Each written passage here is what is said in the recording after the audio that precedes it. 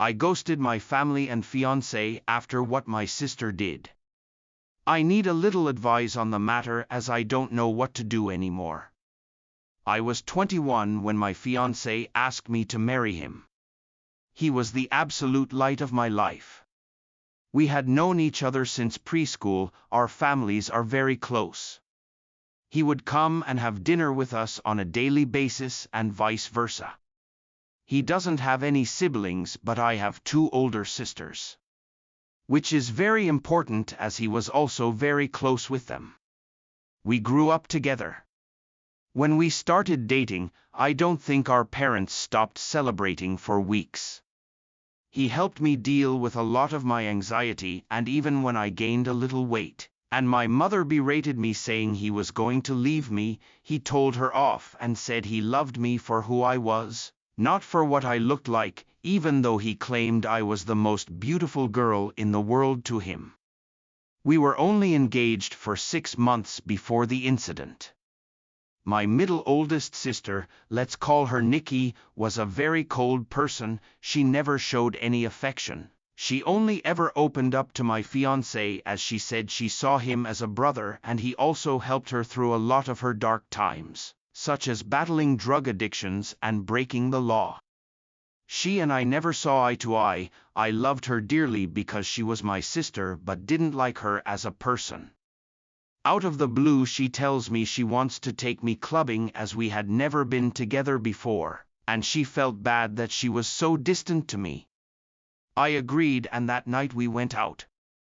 Clubbing wasn't really my style, but once I had a few drinks, I loosened up a little and began having fun.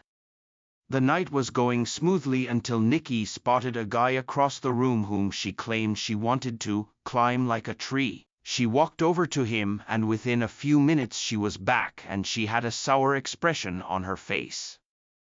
I asked her what was up, but she never said anything. I kept pressing because I didn't want our night to be ruined. She then told me the guy didn't want her number, but he wanted mine instead.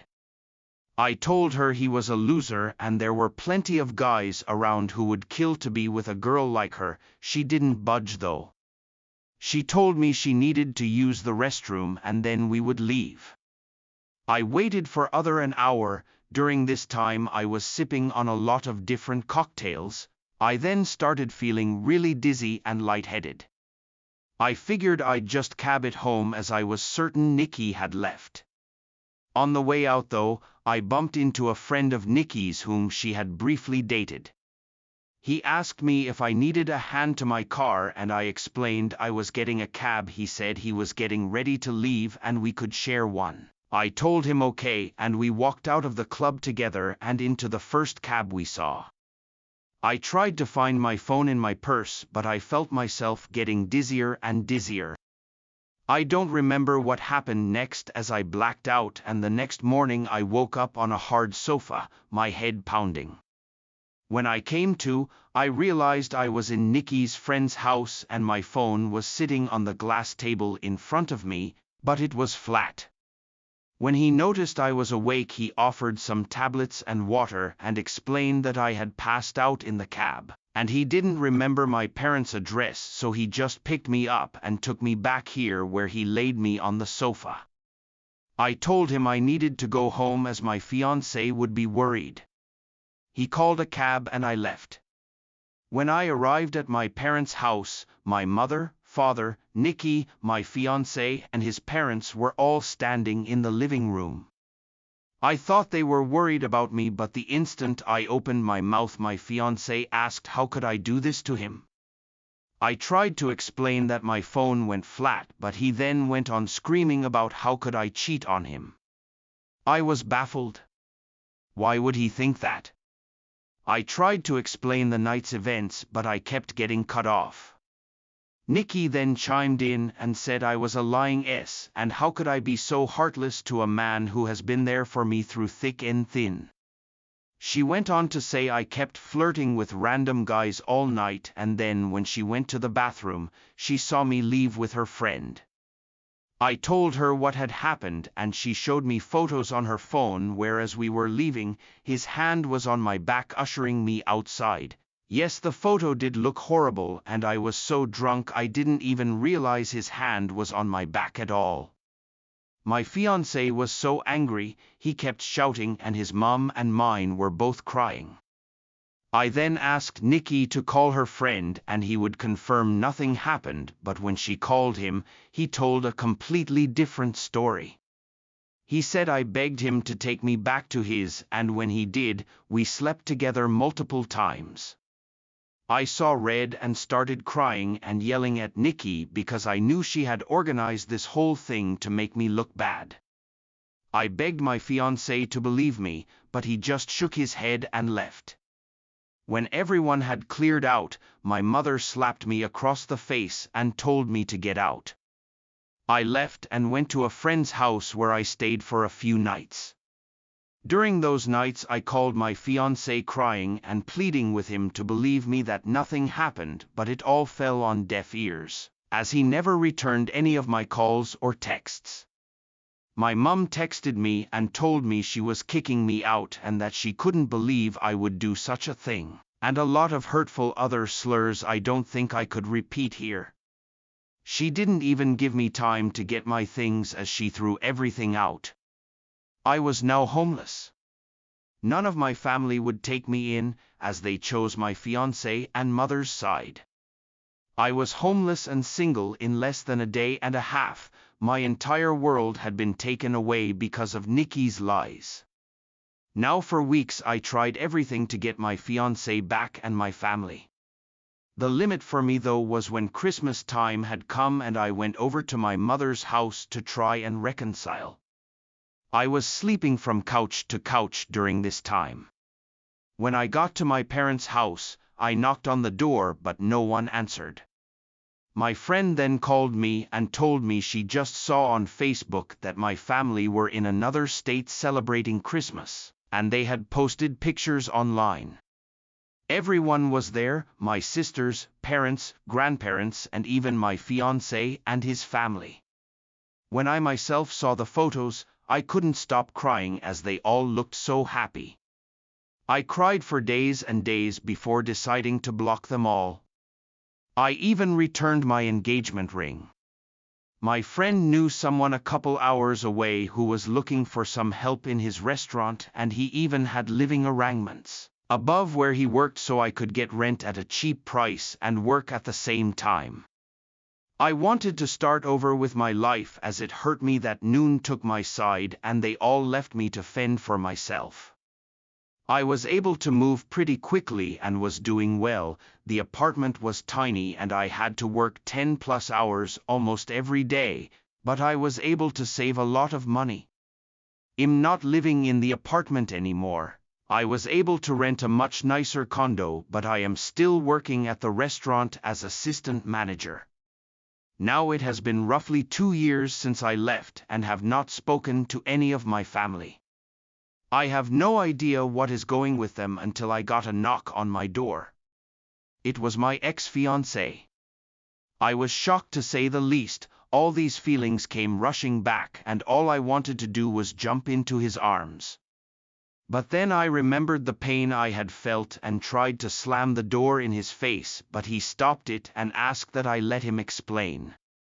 He said that Nikki had gotten married and she had confessed that she lied about the situation because she had found someone she loved so much, and realized what a horrible thing she had done.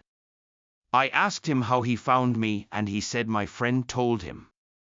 My entire family had been trying to get in touch with me and want to see me. I told him I needed time to see if I even wanted to have them in my life. He left and I have been a mess since. I don't know what to do. I know I will never ever forgive Nikki. She could rot for all I cared, but it's hard because my other family and fiancé didn't know she was lying, but I also felt like they abandoned me too quickly without letting me explain my side. I don't know if I should forgive them. Any advice would be much helpful. Thank you for taking the time to read. Update. Wow guys, I don't even know where to begin. I am honestly so grateful for all the support, advice, beautiful messages and awards you guys have gifted. I wish I could personally thank each and every one of you, and I did try my best to reply to every message. You guys are honestly so amazing, and I cried reading all the comments. My heart has never been so touched with the amount of love and support I got on this post, and I am so sorry if it took too long to post an update. I was honestly in so much shock I didn't know how to cope with it. So I never got back to my ex. I didn't know what to do, but eventually he must have given my phone number to my parents as they texted asking to meet up. I never replied and was planning on organizing a Zoom meeting but didn't need to as they also showed up at my door. Well, my father did. When I answered the door and saw him standing there, I ended up throwing up, which he insisted on cleaning. When he was done, we sat down and I just bursted in tears. My emotions were all over the place, and my father has worn the same cologne for a really long time, so when I smelt it, it just brought back all these memories. He tried to hug me, but I pushed him away and asked what he was doing here. He went on to explain he and my mother are getting a divorce. He said he begged my mother to get in touch with me the minute I left, but she refused and said I was acting like a baby, and if I wanted to leave them after doing something so horrible, then I could do things on my own from then on. I asked him how long did it take them to notice I was gone. He said they arrived back home after New Year's Eve and were planning on inviting me over so we could talk. That's when they got in touch with my friend, and she told them I left and she didn't know where I was. I asked him why didn't he listen to my side of the story and why did they throw me away so easily. He just started crying. He said he never meant for things to get so out of hand, and he wishes more than anything he could take it all back. I said when they found out Nikki was taking drugs and had dropped out of HS, they didn't throw her away. Instead, we all went on a holiday so she could focus on things besides drugs, and during that trip, she got hooked on alcohol, and each time they defended her over and over. He said he had no idea my mother was going to kick me out. He thought it was going to be for a few days, but then they decided last minute to spend Christmas out of state. My mother apparently promised him I would be allowed back home after they got back. I said she threw away all my stuff, but he said everything was still there and she lied about that. I asked him what has happened to Nikki, and he said she is dead to him. He wants nothing to do with her, but my mother has been crying to him, asking to forgive Nikki as she is not well and they had already lost one daughter, they cannot lose two. He blocked my mother and Nikki and has been on my ex's case about finding me. My ex caved in when my dad said he blocked my mother and Nikki and told him where I lived. I asked that he never show up again unless I give him permission, and he agreed. He asked what would happen now, and I said I really don't know and that he hurt me really bad. I then just went into detail about how much he hurt me and what it felt like seeing them so happy without me and how hard it has been. We were both crying by the end of it, but I was really glad I got it all out. It felt like a huge weight had been lifted off my shoulders. My dad then said he knew a few places around the area and would help get me a better apartment. And he said he would help get a better job, but I told him I wouldn't be leaving this job as my boss helped me out so much, and I wanted to repay him at all costs. I said I didn't want him to do anything for me, but I said I do want to reconcile, but it has to be on my own terms, and it is going to take a very, very long time to trust him again, and I may never trust him again. He said he would do anything to make up for what he did. I asked him why Nikki did this and if she said anything about it. Well, she said she thought my ex deserved better than me and she wanted to see him happy, because he was making too many sacrifices in the relationship. She loved him like a brother and wanted to break the engagement off. So that night she asked her friend to come and escort me out of the club so she could get photos and to take me home so her plan could work. She said nothing sexual happened. I went to sleep on the sofa and that was it. He was up playing video games all night until I woke up. Which he has proof of apparently. My dad was planning on getting my stuff from my mother's house and bringing it to me, but I told him I didn't want those things anymore. I then went to ask about Nikki's husband, and he said my mother has been hush-hush with the entire situation, but he had his number and wrote it down for me. After my dad left, I decided to call Nikki's husband. I was sweating the entire time and felt so sick. What if I could hear her in the background? Well, anyhow, when he picked up, I just spit everything out, which I deeply regret because I should have eased into it for him. He sounded really confused and I explained the entire situation again. I even went into detail about her drug and alcohol problems.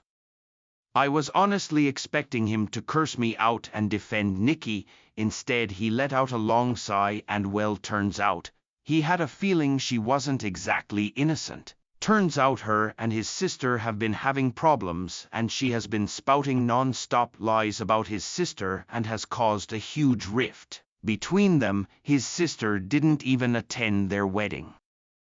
I told him I was sorry, but he should make things right with his sister because Nikki was the problem, not her. We spoke a little more and he hung up. I'm not entirely sure what he is going to do with that information. I hope he cuts his losses and leaves her because he sounded like a really nice person, and even he has lost his own sister because of Nikki. So I have decided to reconcile with my dad. My mother has always run the show their entire marriage, so the fact he is putting his foot down and divorcing her and going NC with Nikki shows he is serious about wanting to make amends. I don't think I will ever reconcile with my mother, as she thinks Nikki is a victim also in all this, and at this point I don't care to listen to her excuses. If she reaches out and we talk, I will update the post again. For my ex, I haven't had the time to meet with him and talk, though my dad mentioned he wanted to come with my dad, but he told him I would be too overwhelmed if both were there, and seeing them separated will help make clear decisions. He also mentioned my ex was arrested for assaulting Nikki's friend who lied about the entire situation. He was being charged, but the charges were dropped a few days later. I will update the post again when I have time to speak to my ex. Thank you guys for your being so patient and so caring and just amazing.